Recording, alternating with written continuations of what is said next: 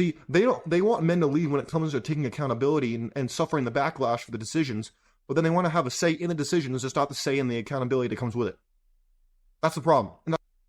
Ladies and gentlemen, welcome to the Sheared podcast. I'm your host, Austin Creed, and my friends, today we're going to be reviewing a video, one that was requested by one of the subscribers to the channel.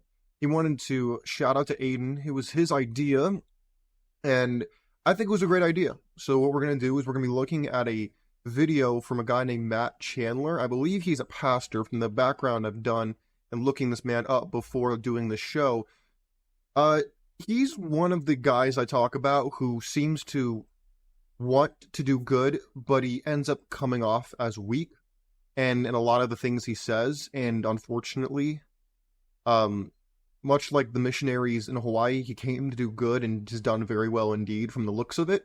And we need to really have a frank conversation. And so what we're going to do is we're going to explore this video that he put out. It's a little older. It's from 2016, so it's not super, wasn't like yesterday. But I believe it to still be relevant. I haven't seen this whole video because I think it's like 30 minutes long, and I wanted to have a raw reaction to it.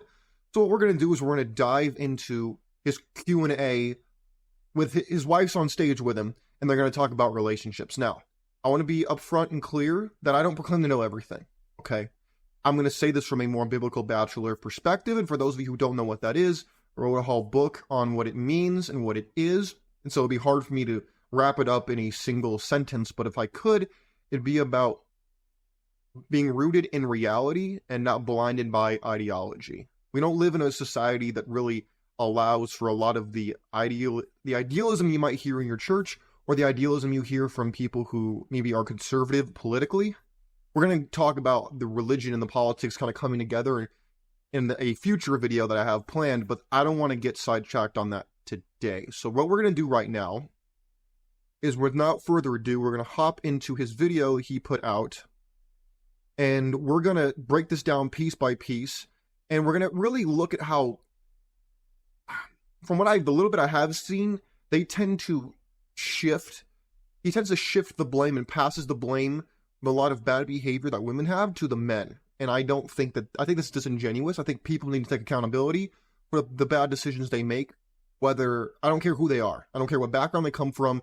People need to take accountability for their own problems, and we're going to dive in, and we're going to really break this down. So I don't know if I'm going to get through the whole 30 minutes of this, but what I will say is sit back and relax. Please leave your comments. Please let me know whether you agree, disagree, what your thoughts are, because at the end of the day, everybody has a different experience, and everybody has different value that could be added to this conversation. That's extremely important. So, without further ado, enough talk. Let's get down to business. Let's see what he's got to say. Hey, would you guys welcome my bride, Lauren? Hey, babe. Do you want me to answer first so you can think, or do you want... Depends on the question. Okay. So Lauren would say that I'm a fast processor, which means I process information really quickly, and she would say that she's not as fast, so sometimes she wants me to answer first, but not always. Okay, I want to stop him right there before they get into the meat and potatoes of the conversation. Number one, let's look at the optics of the situation, okay? He's sitting on stage with his wife. He doesn't seem to be leading very much. Does anybody else pick up on that? He seems to be in what people might call equal partnership relationship. He's asking her if she wants to lead. He doesn't seem like he's taking charge of the situation and saying, hey, I'm going to answer first, you can answer second, or you can give your perspective first and I'll give it second. He's not telling her what to do. He is not leading the interaction. He's not leading the conversation, and it leads to this awkward tension that I can already sense in this video. Let me know if you sense anything different, but that's immediately what jumps out to me. True. Okay. I feel like my brain goes through all these different trails, and I need it to come back together. So Okay, you just let me know. Okay. So do we want to look at they're going to put them behind us. How do I ask a girl out? Oh my, we're having this conversation? Oh my goodness. How to ask a girl out? What is this like? Who wrote this question? When is this, 13 years old? What is this, middle school? What's going on here? Well, that's pretty basic. I like starting there. You want to take this one? I think be direct without Like being... how direct? I know, with I don't, You without being mean creepy. Friday 7. I mean, she at least needs to know who you are and know your. Okay, gentlemen, let's be really clear for 1 second. When it comes to asking a girl out, first of all, don't ask women about that. Because I guarantee you, they're not going to give you what actually works. They're going to give you what makes them sound, what makes them sound the best. Because that's just how women are like that. It's like asking a fish. If you're trying to be a fisherman, it's like asking the fish how best to get caught. Now, I'm not trying to dehumanize anybody. I'm just telling you that that's the equivalent of what we're talking about here. But right out the rip, you're already framing this badly. Because immediately when you say, how do I ask a girl out? First of all, if you're having to do that, that puts you in the chasing position. And that gives her the power over you. And how it starts is usually how it is. So when we look at this optic immediately, we're coming at this from a perception of weakness. We're coming at this from not a masculine perception, not a masculine perspective, and this is immediately going to lead to problems, but let's see what she says. Because maybe she'll give us some actually good information. I mean, that could be a little weird. I don't know. You did this. I did do it. Just once. Oh, that was really creepy, bro. Don't ever do that ever again. Oh, sorry. Wow. I have something on I under. know. This is so awkward. There are, and that's why, Q&As can get difficult because I don't know what's all... if this is someone you know and someone that's kind of been in your crowd and they know who you are and you've kind of picked up on some vibes that this might be possible, then you just ask them out. Okay, first of all, he's wrong. I'm sorry. I know you want to believe he's right on this. He's wrong, and let me tell you why. Women will let it be known if they're attracted to you as a man. You will get choosing signals. People call them choosing signals. You could just say, for example, gentlemen, you ever been in a friend group where you can tell that one girl likes a certain guy? It's extremely bloody obvious. You ever seen that before? Yeah, that's what we're talking about. We're not talking like you as a goofy guy going up to some chick and being like, oh, I kind of like you. Do you want to go out? No, that's stupid and that's a waste of your time. Okay, immediately, we're framing this completely wrong. We're making the man subservient, and you're chasing women. Chasing women is a waste of your time when you're a younger guy. Let me tell you. Because at the end of the day, if you were that guy, you wouldn't have to do this chasing. You wouldn't have to do this. She'd come up to you and tell you that she likes you and that she wants to hang out with you. She would do that if she actually liked you. I know a lot of you don't want to believe that, but that's the truth. How do I know that? Because I've experienced it. And I've experienced both sides. I've been that goofy guy who asks a girl out and get rejected. I've also been that guy where a girl comes up to me, makes a conversation with me, asks for my number, and does all these things. So I've seen both sides of the spectrum. Okay? Now, you can choose to believe that I'm making it up if you want, and then I'm just some lonely, incel. If you want to believe that, go right ahead. But I'm telling you, from personal experience, I've seen both sides of this argument. So when he says, oh, just go for it, women know immediately whether they're attracted to you or whether they're going to make you an orbiter and someone who is kind of like on the back burner if she can't get the guy she wants. That's just the way it works. What else we got to say here? And you just make it clear what you're doing. Hey, will you go to dinner with me? I'm thinking this is a date. Gentlemen, if you're taking women out on dates to dinner in 2024, you're losing. I'll tell you that right now. I'm sorry. I wish I could tell you it's different. It's not. Because if she's really attracted to you, you don't have to do any of that stuff, just so you know. So if you remember what we talked about, the woman that was at our house this morning, she said, no, he asked me on a date. Like he said, it's a date. He didn't want to hang out or have a cup of coffee. We've already done that. He said, I want to take you on a date. And so you should try that. It's a risky thing and an awesome thing. And if she says no, the Lord has something better for you. Oh, is that what we're calling it?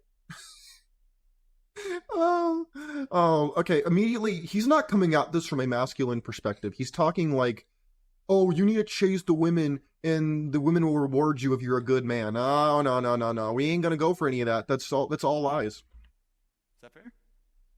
Okay. Stop looking to her for validation on your points, dude. You're either right or you're not right. Stop looking at her like, huh? Am I right, honey? Did I do a good job? This is some henpecked husband behavior. Can you refocus a relationship and make it good and God-glorifying after physical boundaries have already been crossed? Oh, in other words, can I actually lock down Chad after I've already given up the intimacy? That's what that question actually means. Can I make Chad a good Christian guy who's not a Christian guy, but I'm attracted to him? Can I missionary date, in other words? That's what this question actually means. See, you see how you have to translate these? This is not a genuine, this is not a in good faith question. This is a disguised question that is not actually telling you what is being said. And I can guarantee you right now, I'm not seeing this yet, but I can guarantee you this guy right here, Matt Chandler, I don't know him personally, maybe he's a good guy, but I'm going to tell you, from what he said so far, I can guarantee you, he's going to go immediately and he's going to say, oh, well, God this, and if you do the right thing, this and that and the other. No, he's not going to tell you, okay, this is a stealth question for, can I lock down Chad, even though he's not Christian? Can I missionary date Chad? In other words, that's what this question actually is. Let's see what he says. You want this? What do you want me to? He tries to pin the question off to his wife. Dude, she ain't going to answer this question because she knows she's going to lose. Oh, okay. I didn't know. Maybe you looked at me because you had it, or you looked. No, she looked at you to see how you were going to respond to that question and whether you were going to be a good guy or a knowledgeable guy. Let's continue. Okay. Of course it is. Of course it is. But I don't pretend that it's easy. So I don't want to ever kind of put something out there. The easy thing is, well, absolutely, grace of God covers everything. I think you've opened Pandora's box and it's going to be extremely difficult. And so, therefore. What a very diplomatic way of saying I've had a lot of sex with Chad. And come on, guys. I'm sorry. I wish I could sit here and tell you that this isn't what they're talking about, but it is. I can guarantee you a guy is not asking this question. This is not a guy question. See, he's falling for all of the bait here, and this is not good. We're 2.5 minutes in, and you know how much I've had to break down in 2.5 minutes? This is not good. He's shifting the blame. He's making it seem like the guys are the issue. I know you're probably not, you're going to disagree with me on that, but that's the way he's phrasing it. That's the way he's framing this. Or you're probably going to have to put some things in place for your own good that other people are going to probably think are crazy. Be more cryptic, dude. And so I think you start, now you're going out in groups and man, you're having people pick you up, not driving y'all's car. So you're just figuring out how to not be alone because where you've already been will be wooing you, and you're going to have to fight the good fight now, going, no. I want to know this person's soul, not just have their body. I'm sorry, sir, but that's kind of how men operate. I know you're so henpecked that you probably don't remember what it's like to feel this way, but I will tell you that this is exactly why men are leaving the church, because they see this, and instead of saying, hey, guys, the reason why we shouldn't do this is because of X, Y, and Z reason. No, all he's saying is, hey, you dirty man who wants sex, you're a problem. He's framing it as if it's only the dudes who are the problem, when in fact, women gain most of their power through leveraging this libido against you. Just so you know, in case you were unaware. And this is incentivized by the Christian church, and this helps women repackage themselves at 30 and 35, come into your church and pretend like they're a paragon of virtue when they are not. Just so we're clear. And I'm not pretending like men are always good, right? We're not always right. But the way he's framing this is making it seem like these dirty guys, these dirty dogs, are out here trying to get things from women. Meanwhile, the women are out here trying to be good and holy. My friend, it's the opposite, actually. Just so we're clear, it's the opposite. And that's just a hard thing to do once this has been broken, but it's not impossible. I think if this is a secret, that's a huge problem. So if you've got on your smiley Christian face and, you guys are holding hands and just Jesus loves purity and no one knows you've crossed these boundaries, then that's a matter of confession to those who can hold you accountable. You will, I think even with the kind of boundaries we're talking about. Look at the wife in this. Look how she looking. She's looking a little convicted right now. Look at this face, dude. I pick up on these things, man. This is kind of wild. Building, unless you pull in people who know this has happened and can walk in accountability with you, I just don't know that you got much of a fighting chance. Darkness grows in the dark. Wow, how profound. Confess it to people that you know will hold you accountable, because I think a lot of times if you confess it to someone that probably is struggling in the same way in their relationship, then you kind of get to be like, oh, it's okay. but to confess it to someone that maybe a married couple or some people that are mentors in your life, confess it to them so that they can hold you accountable, that they can check in with you, and it's not kind of going to just encourage you to keep it in the dark, if that makes sense. No, it didn't make a lot of sense. But here's what I heard. Y'all want to know what I heard? And you might disagree with me on this, but this is what I heard. In other words, yeah, tell people who may or may not hold you accountable, because at the end of the day, women will protect other women. Women are better at this than men. We as men are very competitive against other men.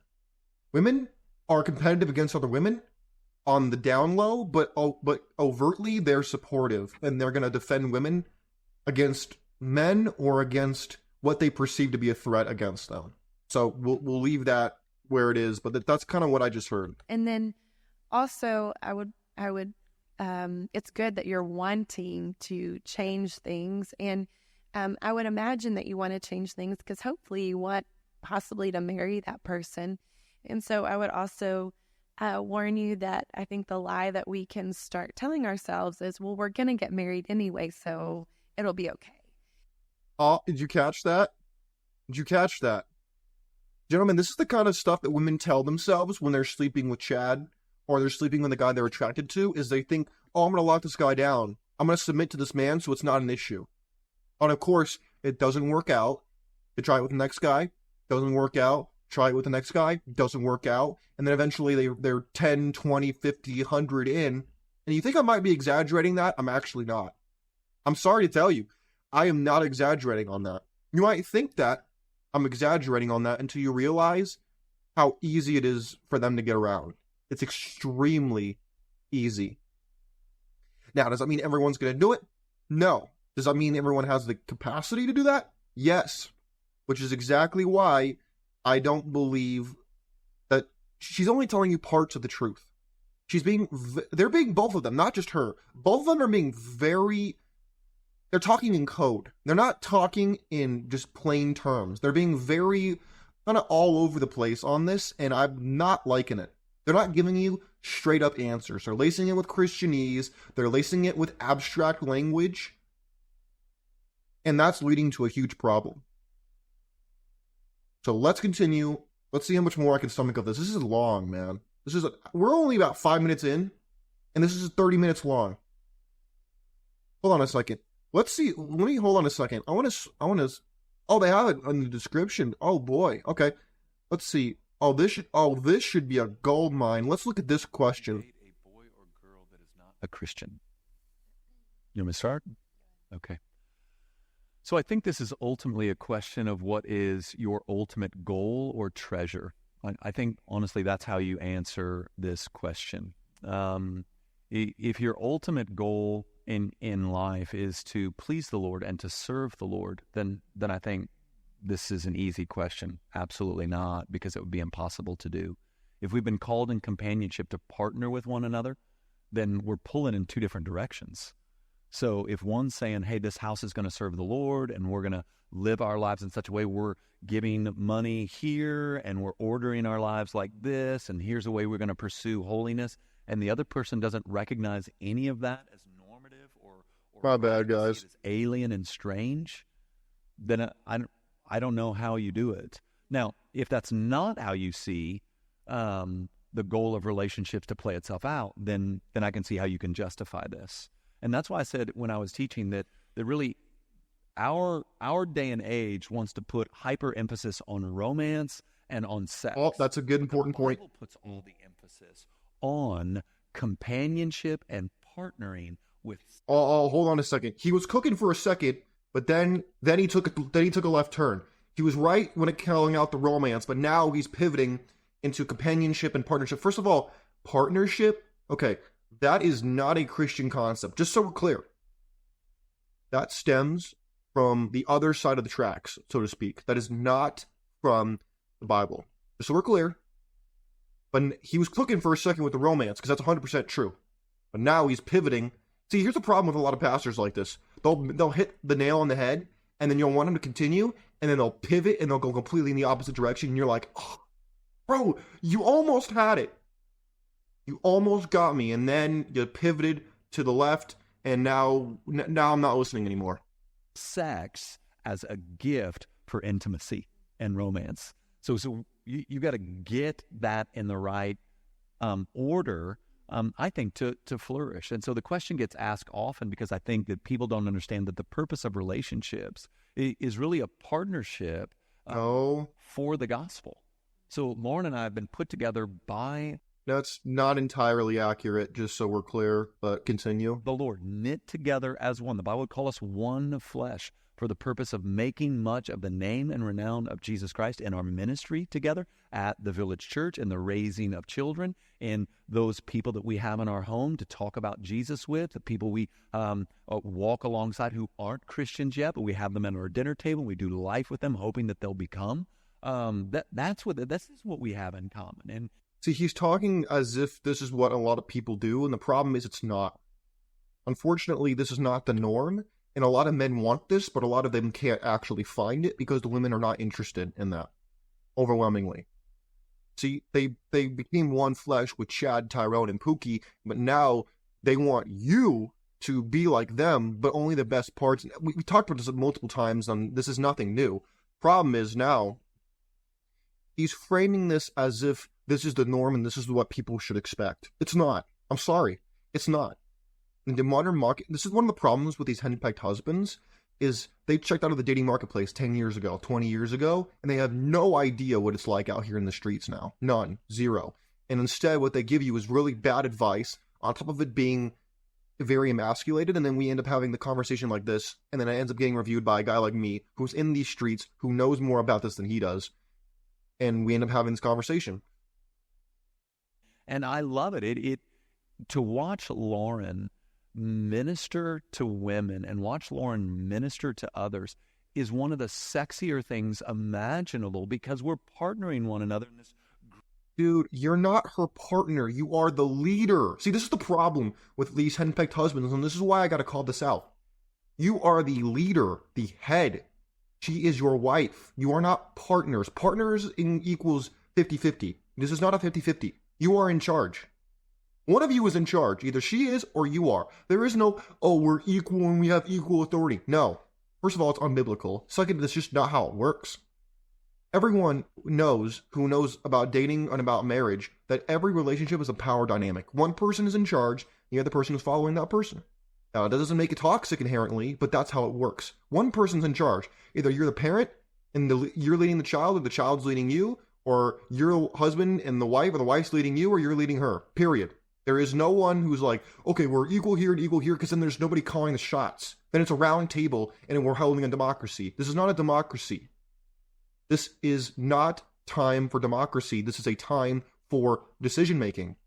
The problem is, we end up with guys like this, who give this kind of advice to men, who, on top of this being an equal partnership, they don't take equal the blame. The man gets all the blame, but apparently we're equal in making decisions. You see how that's passing the blame off on the men? Acquitting the women of all the problems? See, they want men to lead when it comes to taking accountability and suffering the backlash for the decisions, but then they want to have a say in the decisions, just not the say in the accountability that comes with it. That's the problem. And that's not entirely women's fault. A lot of that is the men being weak. But the problem is, in society today, you can't be a strong man in a marriage without being called toxic, without getting divorced, without getting called out for behavior that's actually supposed to be good. That's the problem, and that's why we have this biblical bachelor lifestyle over here. Not because I hate marriage, or because I think it's evil, but because we don't live in a society, in a system that supports this type of marriage that he's talking about. It doesn't. Which is why you see the behavior in him that you see. He's not masculine. He's bending forward like this. He's very emasculated. He's always referring to her and asking her to lead subconsciously. And this is why we see these weakness, and why a lot of men would rather listen to guys like Andrew Tate than guys like him. Now, I'm not saying he's right about everything or wrong about everything. And we could keep going down this line. We're almost 25 minutes in, and I've only broken down like 8 minutes of this video. Why? Because it's so packed with problems that we see in the modern day. The passing of the blame, the pastors passing the blame to men, equating the women of problems, and making it seem like men are the dirty dogs, when in fact it's the women out here who are sleeping with the top percentage of men, and the average guy is left out. I did a video yesterday. Actually, no, it was released today when I'm recording this video. about a guy who was a Christian guy who was in ministry, being single for 6 years, talking about how he was a good man and wanted a good woman, and he didn't go to nightclubs, he didn't go to bars, he didn't go and participate in hookup culture. And what is he doing right now? He's single, he has nobody who's interested in him, and he's doing everything right. He's following advice from guys like this, and what is he getting for it? Nothing. Nothing. But of course, it's men's fault, right? No, it's not. No, it's not. And this is why I say the pastors are passing the blame, but then we don't want to call a spade because at the end of the day, it hurts people's feelings, and then people get upset, and they get butthurt, and they want to make it about their feelings and not the facts of the issue at hand. And I don't accept that, and I don't think you should either. My friends, please let me know what you think. Do you want to hear more? Do you want to break down this video even more? I'm happy to do it, but if I broke down this entire video, this would probably be a 2-hour clip, 2-hour video. So I'll leave it there with Matt Chandler. Shout out to him. I've never met him in person. I'm sure he's probably a good enough guy, but I think he's wrong with a lot of the things he says. I know this is an older clip. I doubt he's changed very much because most people don't change very much when they reach a certain age. But my friends, if you want to hear more about this, I'm happy to break down this video more or do more things like this, but let me know what you think, and please leave your comments. Please think for yourself. Do your own research. Don't just be a sheep. I encourage you to think for yourself and not just be goofy and listen to just one person. That includes just listen to me. I don't think you should just listen to me. I think you should listen to all kinds of people and listen to yourself and form your own opinion. My friends, take care of yourselves. I'm out of here. Peace.